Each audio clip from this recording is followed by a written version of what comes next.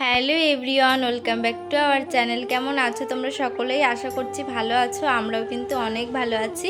তো আজ অনেক দিন পর কিন্তু চলে এসেছি নতুন একটা ভিডিও নিয়ে। আর আজকের ভিডিওটা স্টার্ট করছি বিকালবেলা থেকে।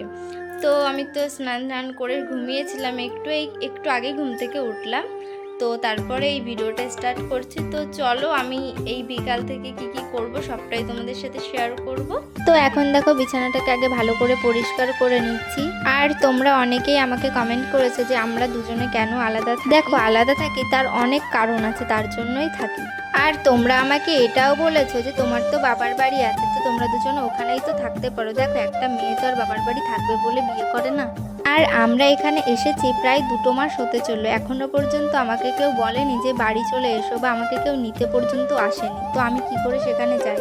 শ্বশুর বাড়িতে এমন একটা মানুষ আছে যার খারাপ সময়ে আমি তার পাশে ছিলাম, তারও ঠিক আমার মতো এরকম পরিস্থিতি হয়েছিল। যাই হোক, আমি আর এই বিষয় নিয়ে কোনো কিছুই বলতে চাচ্ছি না। তাদের মনে পড়লে তারা সবাই ঠিক একদিন না একদিন হয়তো আসবে। তো আজ আমি বাড়িতে প্রথমবার বানিয়েছিলাম পায়েস। এর আগে আমি কখনো পায়েস বানাইনি। খেতে কিন্তু খুবই সুন্দর হয়েছিল। আর এখন দেখো ভাত বসিয়েছি।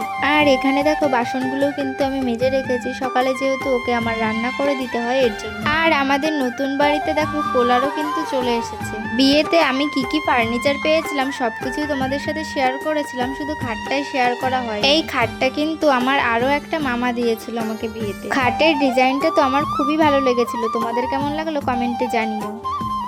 তো যাই হোক, আজকের ভিডিওটা আমি এখানেই শেষ করছি। ভিডিওটা ভালো লাগলে লাইক কমেন্ট শেয়ার করে দিও।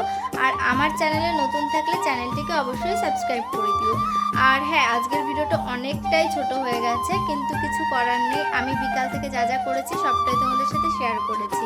তো চলো, বাই।